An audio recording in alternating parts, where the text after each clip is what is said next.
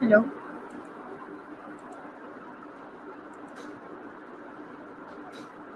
शम्सा, मेरी आवाज़ सुनाई दे रही है आपको?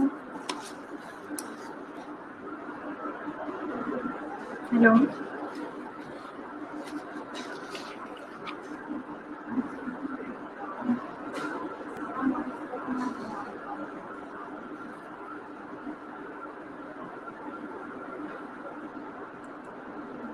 निशा, मेरी आवाज़ सुनाई दे रही है? निशा, शम्सा, आप लोग को आवाज़ सुनाई दे रही है? हेलो।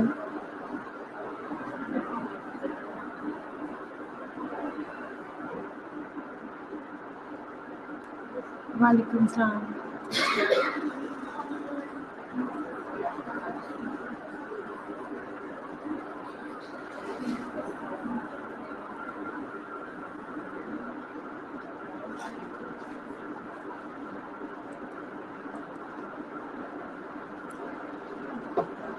ओके, तो आप मुझे बताओगे कि लास्ट हम क्या कर रहे थे और क्या पढ़ा था? आज जब तक पीपीटी अपलोड हो रही है, आप लोग मुझे खुद ही से बताओ कि लास्ट हमने क्या पढ़ा था और आप लोगों को क्या उसके बारे में इंफॉर्मेशन है या क्या भी आपके माइंड में।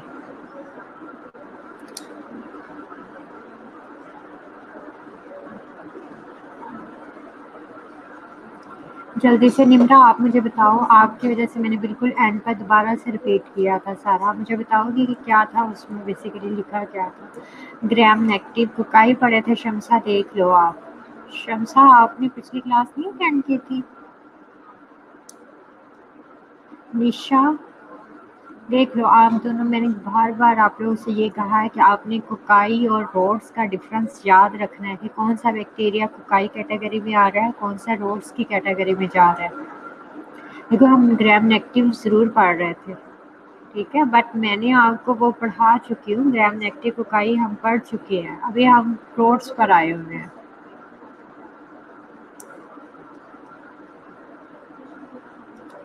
एंथ्राक्स, ठीक है। निम्रा, तो मुझे ये बताओगे कि ये क्या है? जैसे शम्सा ने कहा, निशा ने कहा कि ये ग्राम नेगेटिव कोकाई है, तो क्या ये ग्राम नेगेटिव कोकाई में हम पढ़ रहे थे? देखो, सबसे इम्पोर्टेंट अंदर सारा पढ़ा हुआ आप लोगों को याद है, बट अगर आपको टॉपिक का नेम नहीं याद कि वो किस कैटेगरी में है, तो आपका अंदर से लिखने का कोई फ़ायदा नहीं होगा। इट्स ओके निशा। इस तरह से चलो, आप लोगों ने ये लिखा तो अब मुझे आइडिया होगा, इनफैक्ट आप लोग को खुद आइडिया होगा कि ये है क्या चीज़।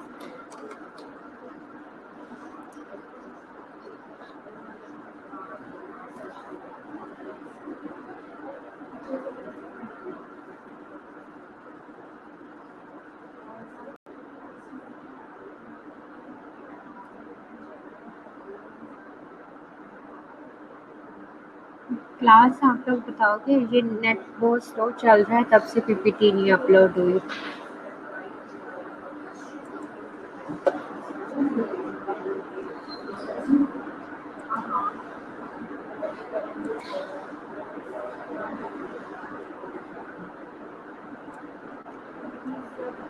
ओके क्लास, मैं सिंपल से पहले ओवरव्यू, फर्स्ट बैक्टीरिया से आप लोग को ओवरव्यू दे रही हूँ। सबसे पहले हमने ग्राम पॉजिटिव कोकाई पढ़े थे। ग्राम पॉजिटिव कोकाई, उसमें मैंने आप लोग को 2 पीपीटीज दी हैं। एक जो है वो स्टेफ्लोकोकस की है और एक स्टेप्टोकोकस की है।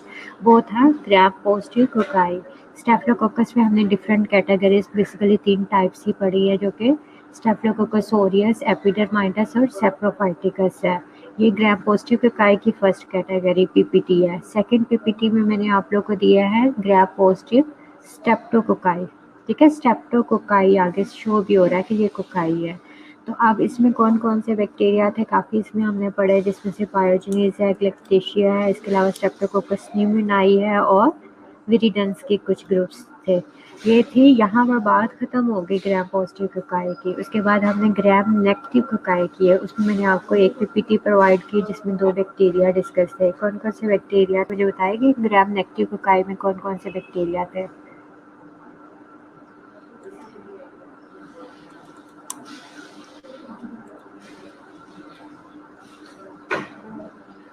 ओके निम्रा, हाँ जी। ग्राम नेगेटिव ग्रोड्स, देखो अभी भी नहीं सही। अच्छा चलो ठीक है, ग्राम नेगेटिव कोकाई में मैंने आप लोग को कौन कौन से बैक्टीरिया पढ़ाए हैं? ये बताओ।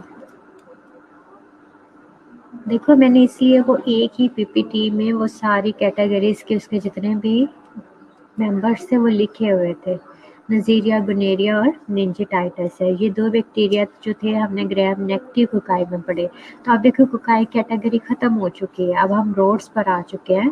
जैसे कि पहले मैंने ग्राम पॉजिटिव कोकाई पढ़ाया, अब मैंने आपको ग्राम पॉजिटिव रोड स्टार्ट करवाई थी। नेगेटिव पर अभी हम लोग नहीं आए।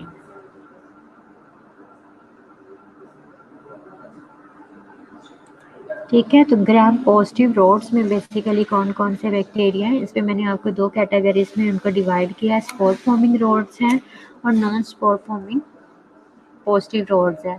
स्पोर फॉर्मिंग में मैंने आप लोगों को बेसिलस पढ़ा दिया जिसने एंथ्राक्स कॉज किया है, और इसके अलावा नॉन स्पोर फॉर्मिंग मैंने आपको कॉर्नी बैक्टीरिया जिसने डिप्थीरिया कॉज किया वो पढ़ाया है। तो इसके साथ ही आज हम पढ़ेंगे क्लोस्ट्रीडियम जो कि spore forming gram positive rods की एग्जांपल है। अभी हम रोड्स पर आए, जैसे कि हमने पहले पॉजिटिव कवर किया फिर नेगेटिव की तरफ आए हैं। कोकाई की बात कर रही हूँ, सेम है। सब हमने रोड्स शुरू किया है तो उसमें पहले ग्राम पॉजिटिव की कैटेगरीज जितनी भी बैक्टीरिया है उनको कंप्लीट करेंगे, फिर ग्राम नेगेटिव रोड्स की तरफ जाएंगे।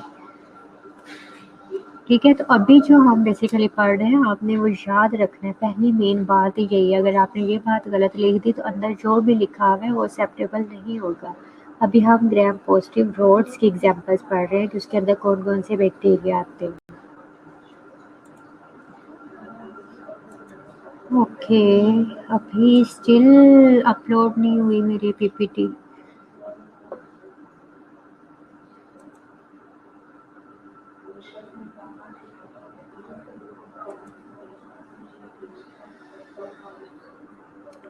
निशा ने कहा स्पोर फॉर्मिंग और नॉन स्पोर फॉर्मिंग वाला बता दे। अच्छा, तो ग्राम पॉजिटिव रोड्स हमने स्टार्ट किए हुए हैं जिसमें डिफरेंट बैक्टीरिया हम पढ़ेंगे। तो सबसे पहले उनकी कैटेगरीज इस तरह से मैंने, अब देखो वो रोड्स है, रोड्स में से कुछ बैक्टीरिया ऐसे हैं जो कि स्पोर्स प्रोड्यूस करते हैं, कुछ प्रोड्यूस नहीं करते हैं। वो सारे ग्राम पॉजिटिव भी हैं और रोड्स की कैटेगरी में है। तो अब जो स्पोर फॉर्मिंग बैक्टीरिया और नॉन स्पोर फॉर्मिंग है रोड्स में ही आते हैं। उनको बस ये कि इसलिए अलग अलग लिख दिया कि वो मिक्स ना हो कि कौन से हैं, वो सारे ही ग्राम पॉजिटिव रोड्स में है। बट जो प्रोड्यूस करते हैं रोड स्पोर्ट्स उनको मैंने अलग डिस्कस किया है। और नॉन स्पोर ये मेरी जैसी पीपीटी अपलोड होगी, ये फर्स्ट मेरी पीपीटी में लिखा हुआ है, फर्स्ट स्लाइड जो होगी ना उसमें यही कैटेगरीज लिखी हुई हैं। जैसे अपलोड होती है तो मैं आपको शो करती हूँ। तो स्पोर्स आप लोग को पता है कि कौन से बैक्टीरिया बनाते हैं। जैसे कंडीशंस फेवरेबल नहीं होती, अनफेवरेबल कंडीशंस होंगी तो बैक्टीरिया सर्वाइव करने के लिए क्या करता है, स्पोर्स में कन्वर्ट हो जाता है, स्पोर्स बना लेता है। तो स्पोर्स कहीं पर भी प्रेजेंट हो सकते हैं। तो क्या होता है कि अब जब ये स्पोर्स है ना, क्या एक तरह से स्पोर्स प्रेजेंट है इन्वायरमेंट में प्रेजेंट है, तो जब हम इनहेल करते हैं सांस लेते हैं कि कई बार ये इन्वायरमेंट में तो प्रेजेंट ही है बट कई बार ये हमारे फूड में भी प्रेजेंट होते हैं स्पोर्स। स्पोर्स इसलिए फूड में प्रेजेंट रह जाते हैं। देखो जैसे आपने पास्चराइजेशन प्रोसेस पढ़ा था जिसमें क्या है हमने मिल्क को स्टरलाइज किया था, इसी तरह फूड को भी स्टरलाइज करते हैं। बट क्या होता है फूड को जब फूड कौन सी ऐसी स्टरलाइज फूड मिलती है जिसपे हमें आइडिया रहता है कि ये स्टरलाइज फूड है, ये ख़राब नहीं होगी। कोई मुझे उसकी एग्जांपल दे सकता है? जैसे मिल्क पैक तो होते हैं ना, नेस्ले का मिल्क पैक है, ये डिफरेंट मिल्क पैक्स है जिसमें पास्चराइजेशन के थ्रू जो है मिल्क को स्टोर किया आता है, सेव किया आता है। इसी तरह फूड की कोई एग्जांपल दोगे? जल्दी से मुझे बताओ जो कि फूड जो है वो स्टोर की हुई है, हमें मार्केट से बनी बनाई कोई ना कोई चीज़ मिल जाती है उसमें कैन फूड। निशा गुड, ठीक है। तो ये कैन फूड में क्या होता है कि कई बार ऐसे होता है कि हमने फूड को स्टरलाइज किया बट उसके स्पोर्स जो होते हैं वो किल नहीं होते। स्पोर्स किल नहीं हुए फूड को इसकी जब स्टोर किया जाता है तो वो जो कैन फूड के अंदर स्पोर्स रह जाते हैं। जब वो हम कैन फूड खाते हैं तो उसमें क्या होता है कि स्पोर्स जो है हमारे ज़ाहिर जीआईटी सिस्टम में चले जाते हैं, स्टमक में जाते हैं। तो वो जब स्पोर्स बॉडी में जाते हैं तो उन्हें वो सारी फेवरेबल कंडीशंस मिल जाती है जो कि उनकी रिक्वायरमेंट होती है। तो वो दोबारा से वही बैक्टीरिया में कन्वर्ट होता है और अपने इन्फेक्शंस जो है तो वो कॉज करता है, फूड पॉइजनिंग वगैरह बेसिकली ये भी करते हैं स्पोर्स जो बैक्टीरिया प्रोड्यूस करते हैं। तो इस बेस पे जो भी इन रोड्स में से स्पोर्स प्रोड्यूस करते हैं और जो नहीं प्रोड्यूस करते उनको डिवाइड किया हुआ है। बट मैं तब से ये एक्सप्लेन कर रही हूँ, मेरी पीपीटी नहीं अपलोड हो रही, ये क्यों ऐसे है?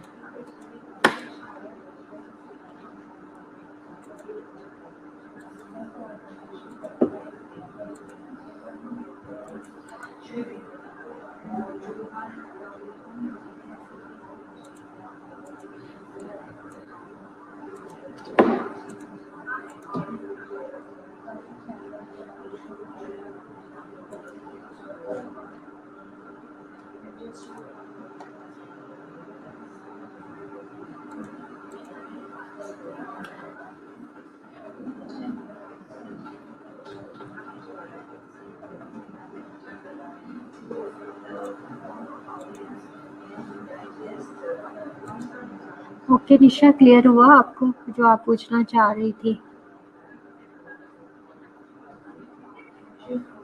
तो स्पोर फॉर्मिंग बैक्टीरिया में जो बेसिकली आपको एग्जांपल्स याद रहनी चाहिए, उसमें हमने एक बैक्टीरिया पढ़ ली है। वो कौन सा? सबसे पहले जो कैटेगरी ग्राम पॉजिटिव रोड्स में हमने पढ़ी है वो कौन सी थी?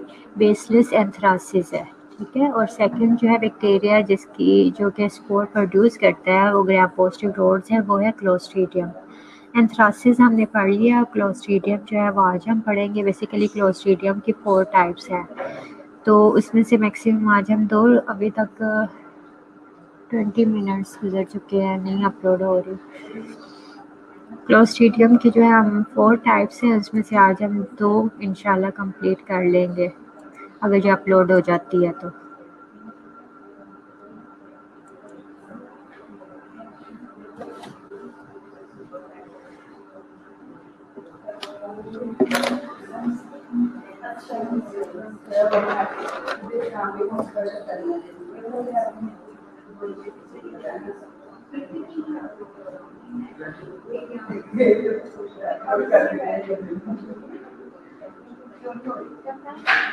फाइल आपकी बड़ी होगी, नहीं ज़्यादा बड़ी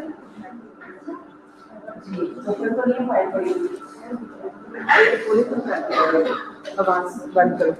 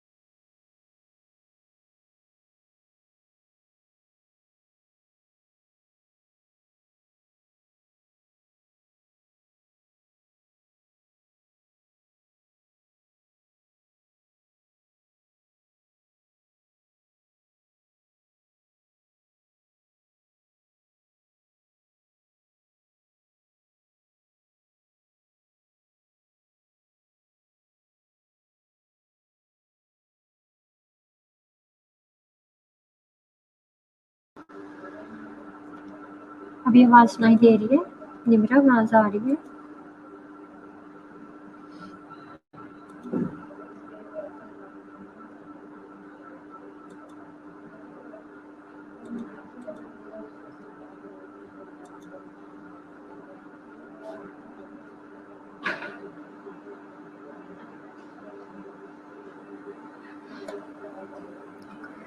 ओके, मैं पीपीटी अपलोड कर रही हूँ, वो मैं पूछ रही थी इनसे,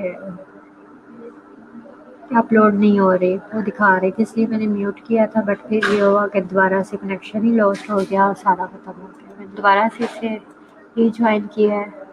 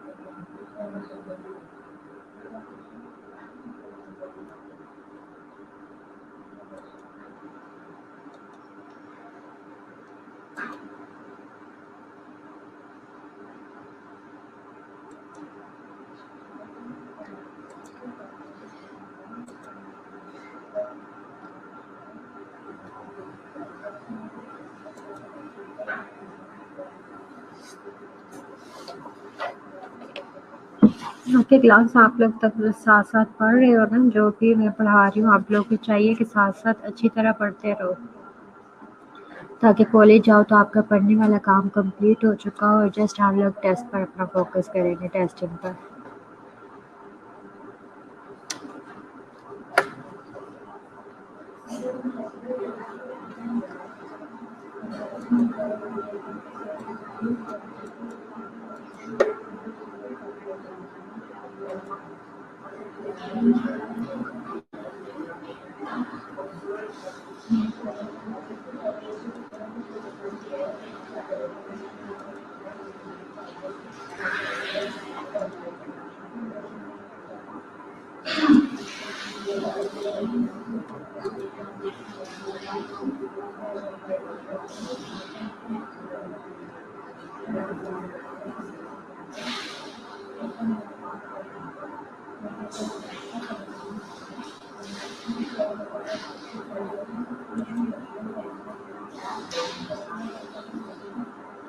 ओके, निम्रा ने पूछा है कि प्रोटेक्टिव एंटीजन का रोल बता दें। तो कल मैंने आपको जब पढ़ाया बैक्टीरिया की पैथोजेनेसिस बताई, जैसे मैंने कहा कि टॉक्सिन जो है वो किस टाइप का होता है। टॉक्सिन में उसमें 2 फैक्टर्स जो थे वो डिस्कस किए हुए थे, लीथल फैक्टर था और एडिमा फैक्टर था। ये 2 जो है वो टॉक्सिन्स थे, उनके नेम्स ये है कि लीथल फैक्टर है या एडिमा फैक्टर है।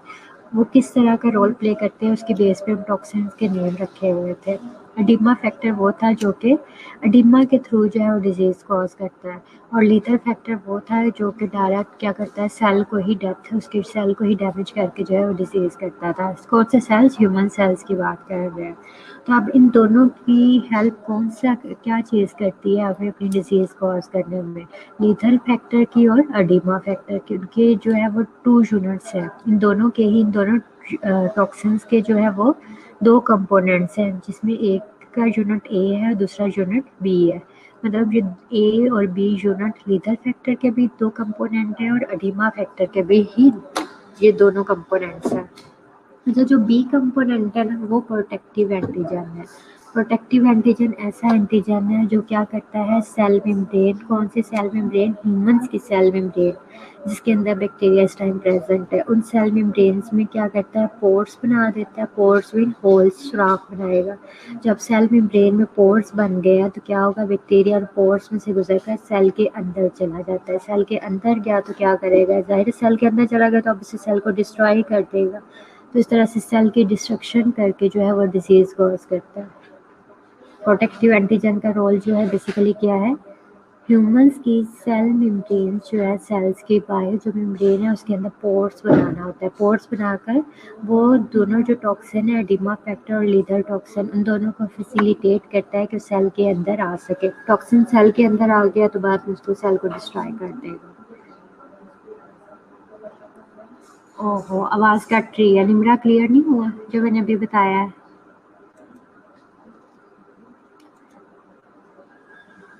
निमरा, प्रोटेक्टिव एंटीजन का क्लियर हुआ आपको?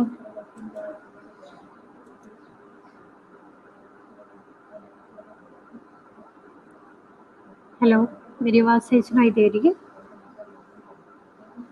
शम्सा, मेरी आवाज़ आ रही है? आप सबको आ रही है मेरी आवाज़? स्लाइड्स भी दिखाई देने लग गई होंगी अब। ठीक है, तो एक प्रोटेक्टिव एंटीजन का बेसिकली काम जो है वो इन टॉक्सिन्स को फैसिलिटेट करना है कि वो सेल के अंदर तक असेस कर सके। ये स्लाइड है जिसके बारे में क्वेश्चन किया था कि स्पोर फॉर्मिंग रोड्स और non spore forming rods bacteria कौन कौन से हैं। स्पोर फॉर्मिंग में बेसिलस है और क्लोस्ट्रीडियम में। बेसिलस में हमने एंथ्रासिस पढ़ ली है। क्लोस्ट्रीडियम आज हम पढ़ेंगे, जो कि spore forming gram positive rods के एग्जांपल्स हैं। अब नॉन स्पोर फॉर्मिंग में रोड्स के में कौन कौन से बैक्टीरिया है? कॉर्निबैक्टीरियम है, लिस्टेरिया है और जार्डिनेला है। ओके, ये एंथ्रासिस जो है वो मैं पढ़ा चुकी हूँ।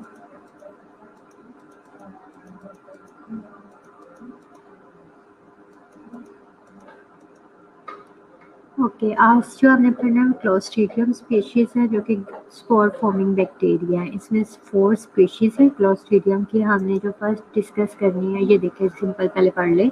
There are 4 medically important species है। क्लोस्ट्रीडियम टेटनाई है, क्लोस्ट्रीडियम बोचुलिनम है, क्लोस्ट्रीडियम परफ्रिंजिस है और क्लोस्ट्रीडियम डिफिशियल है। ये 4 जो है इम्पोर्टेंट बैक्टीरिया है। इस पर आप इन पूरी पीपीटी में आपका सबसे ज़्यादा फोकस क्लोस्ट्रीडियम पर होना चाहिए। ये सबसे इम्पोर्टेंट होते हैं। अच्छा, क्लोस्ट्रीडियम टेटनाई है, बोचुलिज्म है और परफ्रिंजिस है। परफ्रिंजिस में लिखा हुआ है विच कॉजेज इधर गैस गैंग्रीन और फूड पॉइजनिंग। गैस गैंग्रीन क्या है, जो फूड पॉइजनिंग का तो आपको पता है। गैस गैंग्रीन क्या है, जब मुझे मैं पढ़ाऊंगी तो मैं आपको ये सारा बताऊंगी।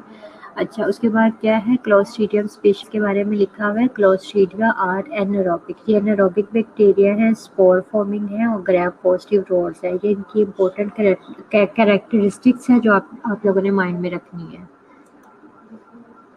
ओके, सबसे पहले फर्स्ट स्पीशीज है which is a clostridium tetani है। डिजीज़ क्या करता है? Clostridium टेटनाई causes tetanus. टेटनस क्या होता है ये मैं आप लोगों को बताती हूँ। अभी टेटनस बेसिकली, चलिए देखिए इसकी क्या क्या इम्पोर्टेंट बातें हैं। एनारोबिक है, ग्राम पॉजिटिव है, स्पोर फॉर्मिंग रोड्स है।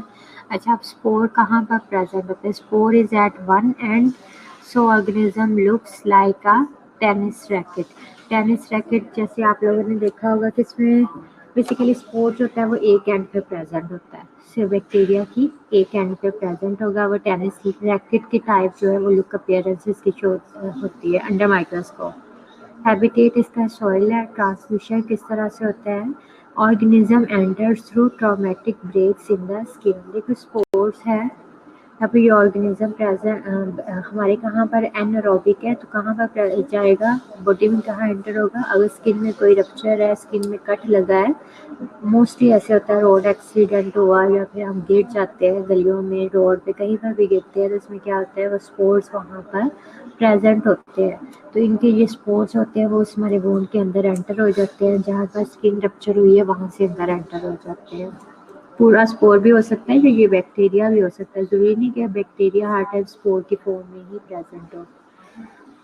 ओके, इसकी पैथोजेनेसिस क्या है? Spores germinate under anaerobic conditions in the wound. देखो अगर हमारे वुंड के अंदर स्पोर एंटर हुआ है तो सबसे पहले तो वह हमारी बॉडी में आया तो उसे क्या हुआ? फेवरेबल कंडीशन मिली। फेवरेबल कंडीशन मिली तो उसका फर्स्ट स्टेप क्या है? जर्मिनेशन है। स्पोर से इसने क्या बनना है? बैक्टीरिया बनना है। तो इसका फर्स्ट स्टेप है जर्मिनेशन। अब वो बैक्टीरिया बन गया, स्पोर नहीं, अब हम उसे कहेंगे बैक्टीरिया कहेंगे, ऑर्गेनिज्म कहेंगे। तो ऑर्गेनिज्म बनने के बाद वो क्या कह रहा है?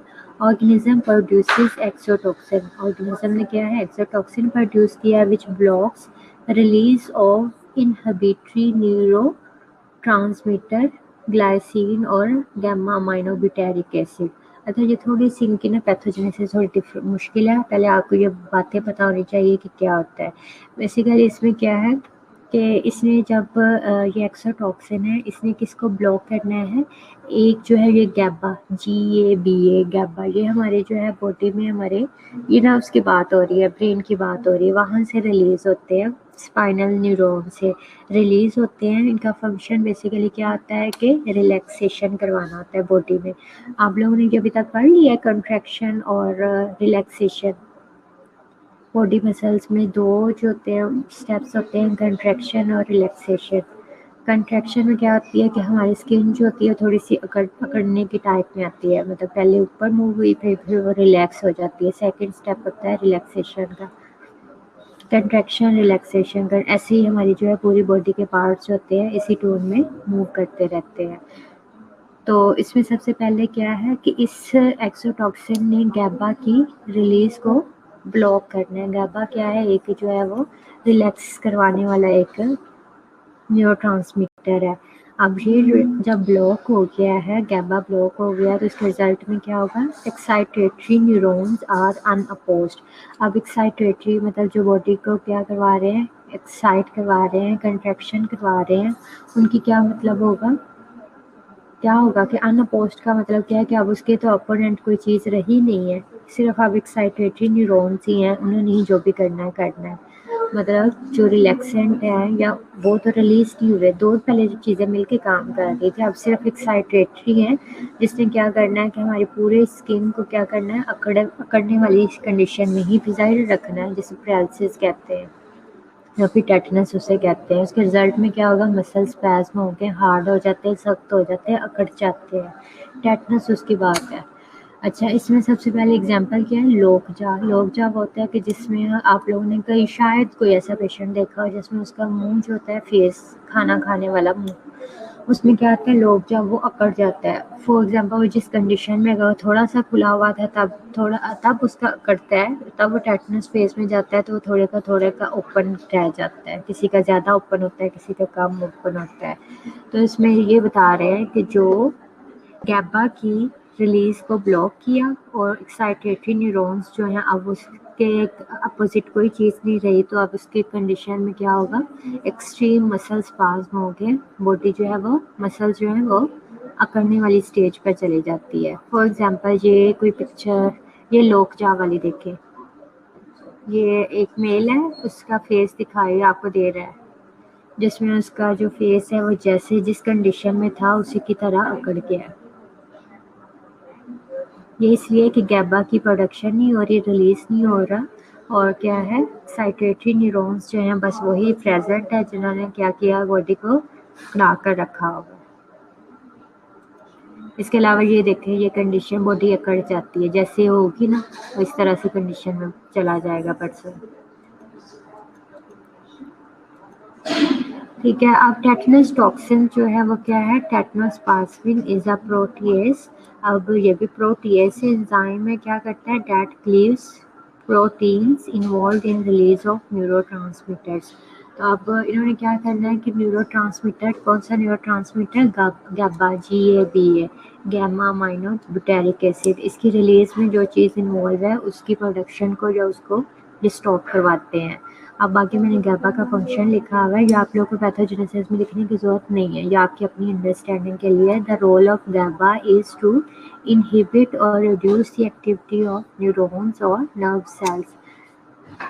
गैबा की प्रोडक्शन नहीं होगी तो क्या है, तब जो है न्यूरॉन्स की प्रोडक्ट जो एक्टिविटी है वो बहुत ज़्यादा होती है। बट गैबा का फंक्शन क्या है, role of GABA is to inhibit और रिड्यूस द, क्या अब उसने देखो हमारी बॉडी जब अकड़ी है तो उसने फिर उसको रिलैक्स भी करना होता है, गैबा नहीं करना है। अब गैबा नहीं है तो क्या है, सिंपल क्या है, एक्साइटेटरी न्यूरॉन्स हैं और बॉडी जो है वो इसी तरह कट जाएगी।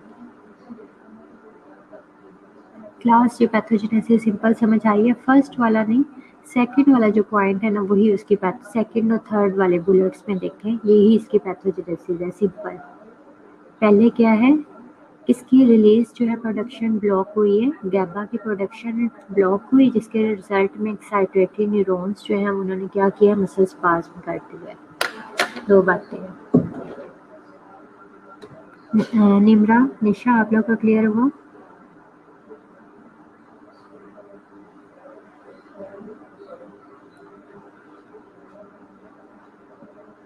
क्लास मेरी आवाज़ सुनाई दे रही है और आप लोगों को ये क्लियर हुई पैथोजेनेसिस? क्लिनिकल फाइंडिंग्स में क्या है? स्ट्रॉन्ग मसल स्पाज्म है, मतलब स्पास्टिक पैरालिसिस है, टेटनी है, लॉक जा है due to of the jaw muscles which prevents the mouth from opening. अब बॉडी कंट्रैक्शन फेज में है, उसके मसल्स कंट्रैक्ट हुए हुए हैं तो रिलैक्स जब तक नहीं होंगे तो कंट्रैक्ट ही रहेंगे ना, तो इस वजह से इस कंडीशन को लॉक जा कहते हैं। सेम आप ये देखिए कंट्रैक्शन और रिलैक्सेशन, तो रिलैक्सेशन वाला प्रोसेस जो होता है वो ब्लॉक हो जाता है, मतलब जो कि गैबा की वजह से था वो ब्लॉक हो गया तो बॉडी कंट्रैक्शन की फेज में रहेगी और अकड़ी रहेगी। लोग जा भी वही है, उसका फेस जो होता है वो कंट्रैक्शन फेज में रह जाता है और इसके रिजल्ट में जो होता है रेस्पिरेटरी फेलियर भी है क्लिनिकल इसके सिम्टम्स में।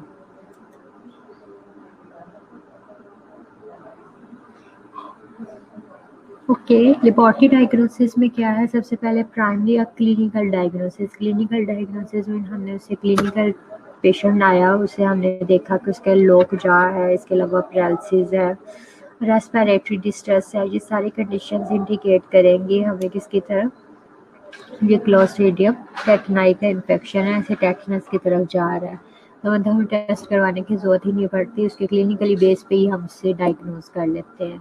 और वो कह रहे हैं organism is really isolated, organism को आइसोलेट करना भी मुश्किल है सैंपल से, serological test are not useful, और जो है एंटीबॉडीज़ की डिटेक्शन या उसकी प्रोडक्शन को चेक करना भी वो हेल्पफुल नहीं है। ट्रीटमेंट क्या है? Hyper immune human globulin to neutralize toxin, basically ये है क्या, टॉक्सिन ही है ना, तो इसके लिए जो है वो हम एंटी टॉक्सिन देते हैं। Also penicillin G and spasmolytic drugs. Spasm में है, बॉडी अकड़ी हुई है, कंट्रैक्शन फेज में है, तो स्पाज्मोलिटिक मीन जो स्पाज्म को ब्रेक डाउन करेगी, ऐसी ड्रग्स जैसे कि वैलियम है ये देते हैं, पेनिसिलिन और वैलियम जो कि स्पाज्मोलिटिक ड्रग है। No significant resistance to penicillin, penicillin मतलब ये इफेक्टिव ड्रग्स है, ये नहीं है कि बैक्टीरिया इसको रेजिस्ट करे। अच्छा, प्रिवेंशन में क्या है? टॉक्साइड वैक्सीन है। देखो मैंने आप लोगों को टॉक्साइड वैक्सीन पढ़ाई है कैटेगरी, जिसमें कि बैक्टीरिया को जस्ट टॉक्सिन जो कि फॉर्मेल्डिहाइड ट्रीटेड है, मतलब उसके थ्रू जो टॉक्सिन को ट्रीट किया गया जिसके वजह से बॉडी में जाकर डिजीज तो नहीं इन्फेक्ट इस तरह के कॉज करेगा बट एंटीबॉडीज की प्रोडक्शन करवा देता है। Usually given to children in combination with diphtheria, toxoid and acellular pertussis vaccine. ये सिंपल तीनों वैक्सीन जो होते हैं वो कम्बिनेशन में दी जाती हैं। If patient is injured and has not been immunized, give hyper immune globulin plus toxoid passive active immunization. तो हमने देखा होगा कि जैसे आप लोग किसी कोई भी बंदा रोड पर गिरता है, रोड इंजरी होती है तो उसे हम क्या कहते हैं, टेटनस का क्या है, इंजेक्शन लगवा ले। उसमें बेसिकली यही होता है, पैसिव एक्टिव इम्यूनाइजेशन होती है कि फ़ौरन से पहले जो होता है वो इंजेक्शन लगवा लेते हैं। इसके अलावा डेब्राइड वूंड है और लास्ट में क्या है कि टॉक्साइड वैक्सीन अगर करवाई है तो उसका क्या है, एवरी 10 ईयर्स के बाद उसके बूस्टर वैक्सीन लगवानी चाहिए। बूस्टर में कि वो जाकर दोबारा से हमारे इम्यून सिस्टम को एक बार फिर से एक्टिवेट करती है, एंटीबॉडीज़ की प्रोडक्शन अगर कम हो गई है तो दोबारा से स्टार्ट हो जाती है। क्लियर हुआ? क्लास 1 जो है उसकी स्पीशीज हमने पढ़ ली है, क्लोस्ट्रीडियम टेटनाई। सेकंड जो है वो है क्लोस्ट्रीडियम बोचुलिनम है, ये भी इम्पोर्टेंट है, दूसरा इम्पोर्टेंट बैक्टीरिया है। अच्छा, इसने क्या कॉज करना है, बोचुलिज्म कॉज करना है। बोचुलिज्म, अब इसकी इम्पोर्टेंट बातें क्या क्या हैं, एनारोबिक है, ग्राम पॉजिटिव है और स्पोर फॉर्मिंग डोर्स है। हैबिटेट सॉइल है, ट्रांसमिशन क्या है, ऑर्गेनिज्म मतलब बैक्टीरिया भी, क्लोस्ट्रीडियम अपने बैक्टीरिया फॉर्म में भी हो सकता है और उसकी फॉर्म में, या फिर वो उसका जस्ट टॉक्सिन भी हो सकता है। Organism and botulinum toxin transmitted in improper preserved food. तो अब ये क्या है कि जो सही वे में फूड प्रिजर्व नहीं की हुई, स्टोर नहीं की हुई, उसमें बैक्टीरिया भी प्रेजेंट हो सकता है या फिर उसका जस्ट टॉक्सिन भी प्रेजेंट हो सकता है। पैथोजेनेसिस क्या है, बोचुलिनिज्म टॉक्सिन। ओके, निम्रा ने कहा ट्रीटमेंट और प्रिवेंशन, दोबारा से मैं उसकी बता दूँ। अच्छा, ट्रीटमेंट में क्या है, देखो टॉक्सिन था, सही है। तो अब हमने उस टॉक्सिन को न्यूट्रलाइज करने के लिए क्या दिया है, ह्यूमन ग्लोबुलिन दिया है। ग्लोबुलिन्स क्या है मुझे आप लोग बताएं।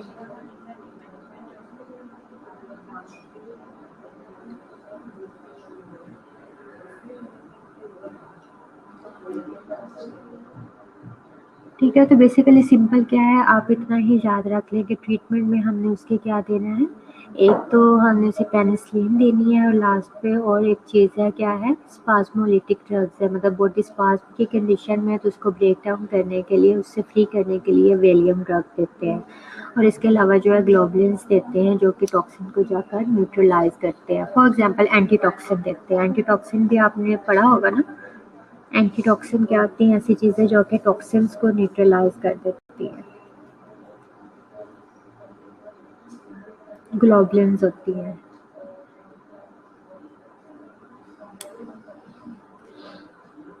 ह्यूमन ग्लोबुलिन्स की बजाय आप क्या कर लें, एंटीटॉक्सिन कर लें। एंटीटॉक्सिन देते हैं जो कि न्यूट्रलाइज करता है जाके टॉक्सिन को। और स्पाज्मोलिटिक है, पेनिसिलिन है। प्रिवेंशन में हम वैक्सीन देते हैं जो कि टॉक्साइड वैक्सीन है इसकी, टेटनस की। टेटनस के साथ साथ हमने वो ये कहा है कि आजकल जो इसके यूज़ में है वैक्सीन, तो टेटनस के साथ साथ तो और डिप्थीरिया की है, और साथ में परट्यूसिस की वैक्सीन, तीनों डिजीज़ की वैक्सीन जो है वो कम्बिनेशन में दी जाती है। प्रिवेंशन बस यही है। और इसके अलावा इन्होंने प्रिवेंशन में ये बताया हुआ है कि अगर आपको इंजरी होती है तो इसमें क्या होता है, फ़ौरन से पहले ग्लोबुलिन्स जो कि टॉक्साइड है, टॉक्सिन के ऊपर ट्रीटमेंट में बात हो रही थी कि ग्लोबुलिन्स देंगे, एंटीटॉक्सिन देते हैं फ़ौरन से पहले, अगर उसकी वैक्सीन नहीं हुई, जैसे कि अब हमें नहीं पता हमारी वैक्सीन हुई है या नहीं हुई है, बट रोड एक्सीडेंट हुआ है या रोड इंजरी हुई है तो हम फ़ौरन से पहले टेटनस का टॉक्सिन लगवा लेते हैं।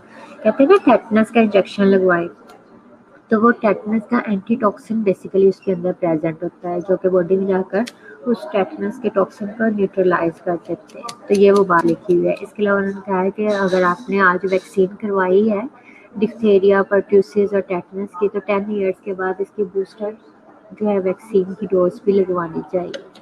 बूस्टर मीन कि जो जाकर मजीद से हमारे इम्यून सिस्टम को एक्टिवेट करेगी और एंटीबॉडीज की प्रोडक्शन करवाएगी।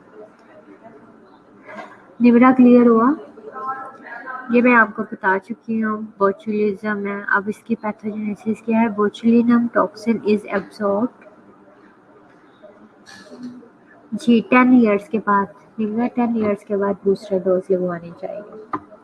उससे ये होता है कि अगर हमारा इम्यून सिस्टम एक बार रिलैक्स भी हो गया है, वो इतनी इम्यूनिटी जो हमने वैक्सीन के थ्रू इम्यूनोजन एंटर किया था, टॉक्सिन इंट्रोड्यूस करवाया था, हो सकता है कि अब वो इतना इम्यूनोजन ना रहे, तो हमारे इम्यून सिस्टम को एक्टिवेट ना कर रहा, तो कहते हैं दोबारा से एंटीजन जो है वीकेंड फॉर्म में अपनी बॉडी में इंट्रोड्यूस करवा ला, तो जो टॉक्सिन है वैक्सीन के अंदर तो टॉक्सिन ही है ना, टॉक्सिन जब बॉडी में जाएगा तो हमारे इम्यून सिस्टम को दोबारा से एक्टिवेट करेगा, तो इसे कहते हैं बूस्टर करना इम्यून सिस्टम का। बोtulinum टॉक्सिन क्या is absorb from the gut. देखो ये किसके अंदर ये टॉक्सिन प्रेजेंट था, फूड के अंदर था जो कि प्रिजर्व सही वे में नहीं हुई। तो अब देखो फूड कहाँ पर जाएगी, बेसिकली जाएगी तो हमारी गट में, जीआईटी सिस्टम में जाएगी।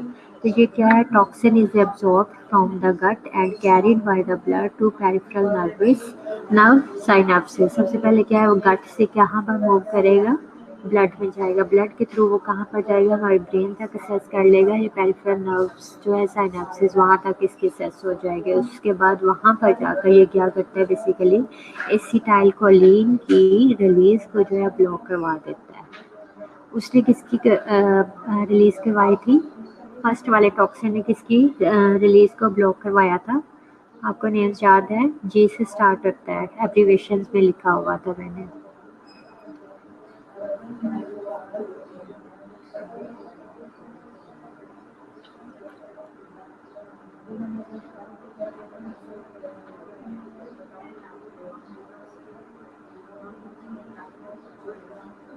गाबा के, ठीक है, गैमा अमाइनो बुटारिक एसिड। ठीक है, तो जो कि रिलैक्स कर रहे थे। इधर इन्होंने किसके रिलीज को ब्लॉक करवाया है, एसिटाइलकोलिन की। अब एसिटाइलकोलिन भी नहीं है, उसके बाद ये सेकंड क्या करेगा, botulinum toxin is the protease that cleaves proteins. Cleaves mean के ब्रेक डाउन करेंगे, ये डैमेज करेंगे ऐसी प्रोटीन्स को which are involve in the release of acetylcholine at the myoneural junction causes flaccid paralysis.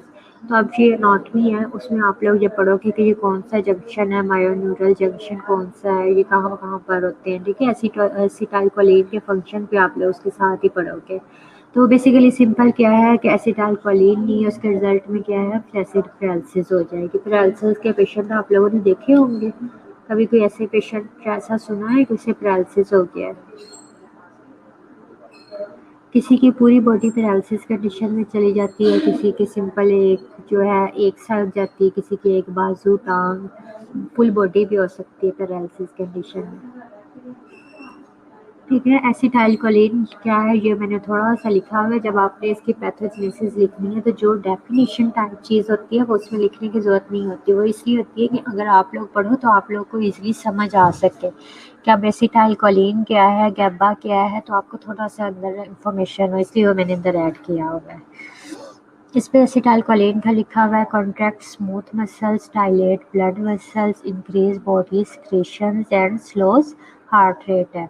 ये एसिटाइलकोलिन जो है फंक्शंस परफॉर्म करती है हमारी बॉडी में। अच्छा, आगे लिखा हुआ है, failure to sterilize food during preservation allow spores to survive. अब देखो, फूड को हम प्रिजर्व कर रहे हैं, तो अब प्रॉपर वे में स्टरलाइज नहीं हुई तो उसकी कंडीशन में स्पोर्स होते हैं, वो बच जाते हैं। अब स्पोर्स जो है germinate in an aerobic environment and produce toxin. अगर हमने वो फूड खा लिया है तो बेसिकली वो बैक्टीरिया हमारे गट के अंदर जाकर एनारोबिक वे में क्या है, जर्मिएट होकर क्या करेगा, टॉक्सिन के प्रोडक्शन करेगा। और वो टॉक्सिन जो है पहले टॉक्सिन जो है ब्लड में जाएगा, ब्लड से जाकर वो ब्रेन में जाएगा, ब्रेन में जाकर वो क्या करेगा, एसिटाइलकोलिन के प्रोडक्शन को इनहिबिट कर देगा। उसके रिजल्ट में क्या है, पैरालिसिस हो जाएगा। Toxin is heat labile. अब मैंने आपको दो बताया था, हीट लेबाइल और हीट स्टेबल, दो टर्म्स है, कौन कौन सी हैं। हीट लेबाइल कौन सा होगा, जो हीट से डिस्ट्रॉय होता है या नहीं डिस्ट्रॉय होता है, ये आप लोग मुझे कमेंट में बताओ जल्दी से। Toxin is heat labile, therefore foods eaten without proper cooking are usually इम्प्लिकेटेड।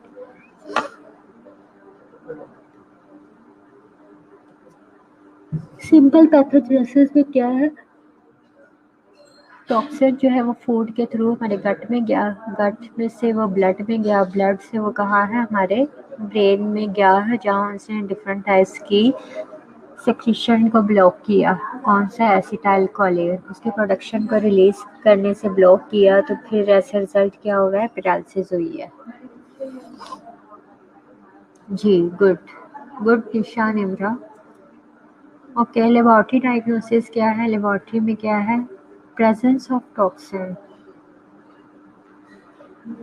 Ronika, good. ठीक है, लेबोरेटरी डायग्नोसिस में क्या है, presence of toxin patient serum और स्टूल और इन फूड। अब हम देखेंगे कि फूड के अंदर या तो उसमें कई बार ऐसे हम आइडेंटिफाई करते हैं कि कई लोग होते हैं जो ये कहते हैं कि उन्होंने ये खाना खाया था और उसके बाद जो है ये कंडीशन हो गई है। तो इसमें कई बार ऐसा होता है कि लोग जो होते हैं वो अपना सैंपल देने के साथ साथ उस फूड की भी टेस्टिंग करवा लेते हैं। तो अगर हमने फूड में से देखा है तो टॉक्सिन प्रेजेंट होगा, या उसके स्टूल में प्रेजेंट होगा, या पेशेंट के सीरम में टॉक्सिन प्रेजेंट हो सकता है। डिटेक्शन ऑफ टॉक्सिन इन्वॉल्व्स इधर एंटीटॉक्सिन इन सीरोलॉजिकल टेस्ट और प्रोडक्शन ऑफ डिजीज इन माइस है। तो ये इसका बता रहा है कि किस तरह से हम डिटेक्ट कर सकते हैं। उसके बाद है serological test for antibody in patients are not useful. Serological test इसमें भी यूजफुल नहीं है, और पहले जो हमने टाइप पढ़ ली है टेटनस की, उसमें भी यूजफुल नहीं है। ट्रीटमेंट इनका क्या है, antitoxin to types A B and E made in horses. अब देखो एंटीटॉक्सिन बनते कहाँ पर है, देखो टॉक्सिन है, बोचुलिनम टॉक्सिन है, बोचुलिज्म का टॉक्सिन है।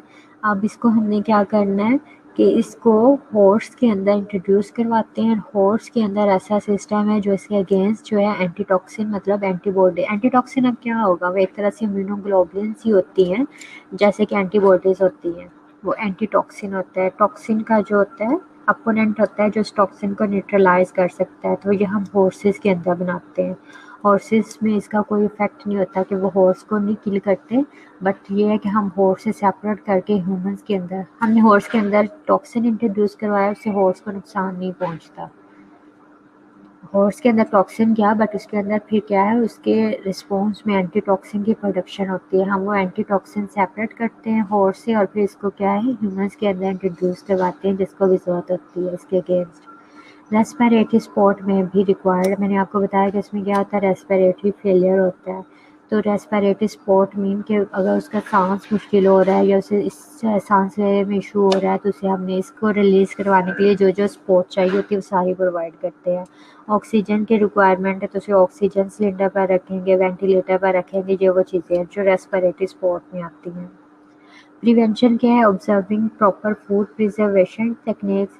तो सिंपल ये है कि हम फूड को जो है अच्छे वे में प्रिजर्व करें। Cooking all home canned food and discarding bulging cans. तो ये कह रहे हैं कि या तो हम घर में करें और यहाँ पर ये देखेंगे ये जो है बल्जिंग कैंस हैं, मतलब कैंड फूड है जिसके अंदर फूड स्टोर थी बट क्या हुआ है,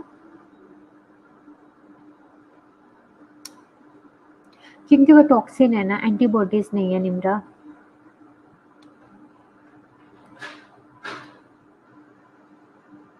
टॉक्सिन था उसके अगेंस्ट जो है वो हमने एंटी टॉक्सिन। देखो टॉक्सिन क्या होता है, कभी आप लोगों ने टॉक्सिन देखा है, सांप का देखा होगा कभी, वो जस्ट सिंपल सा क्या एक टॉक्सिन है।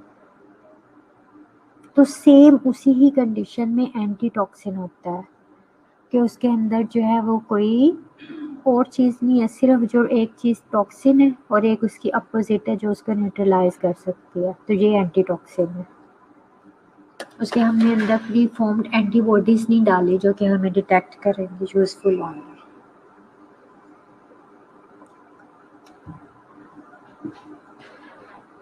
तो ये कह रहे हैं कि अगर बल्जिंग कैंस हैं, अगर हम लोग खरीदने जा रहे हैं तो हमें ये स्पेशल बातें माइंड में रखनी चाहिए। ये नहीं देखना चाहिए कि ये मतलब ये देखना लाजमी देखना चाहिए कि अगर ये कैन जो है इस तरह से बल्जिंग कंडीशन में है तो उन्हें परचेज ना करें। इनफैक्ट शॉपकीपर्स को ही चाहिए कि अगर वो उसके ये फूड जो है वो इस तरह से ख़राब हो चुके हैं उनके कैन तो उनको डिस्कार्ड कर दें। ये बल्जिंग कैंस है, ठीक है।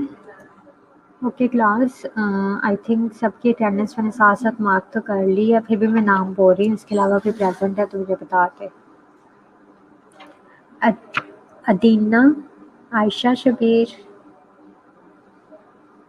निमरा, निशा, राबिया मुजीब, रोनिका, समन सहर और शमसा जावेद। इसके अलावा कोई प्रेजेंट है तो अपनी अटेंडेंस मार्क करवा लो।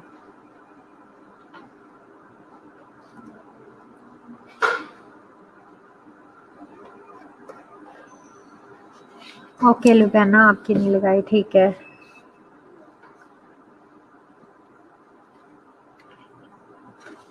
ओके लुबैना, और इसके अलावा कोई है तो वो भी अपनी अटेंडेंस मार्क करवा ले।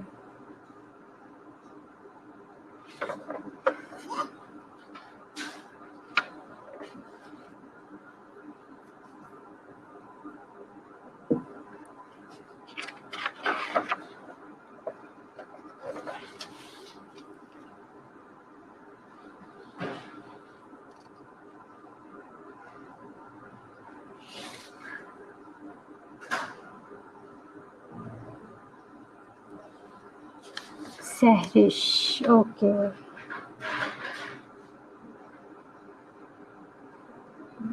सहरिश, आपको समझ आ गई है जो मैंने आज 2 बैक्टीरिया पढ़ाए हैं, ग्राम पॉजिटिव रोड्स में है और साथ में क्या है इनकी स्पेशल बात है, स्पोर फॉर्मिंग बैक्टीरिया है। टॉक्सिन प्रोड्यूस करते हैं, टॉक्सिन जो है वो हमारे जो है वो मसल्स पर या हमारे न्यूरोट्रांसमीटर्स हैं उनकी प्रोडक्शन को या उनके रिलीज़ को ब्लॉक करके जो है बॉडी को स्पाज्म की कंडीशन में रखते हैं या फिर पैरालिसिस कॉज करते हैं।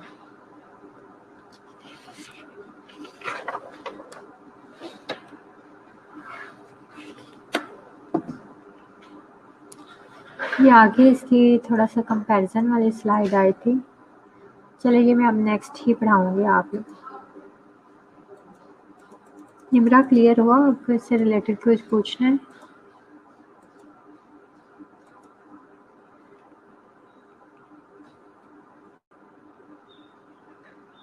चलें ठीक है क्लास, ओके, अल्लाह हाफिज़।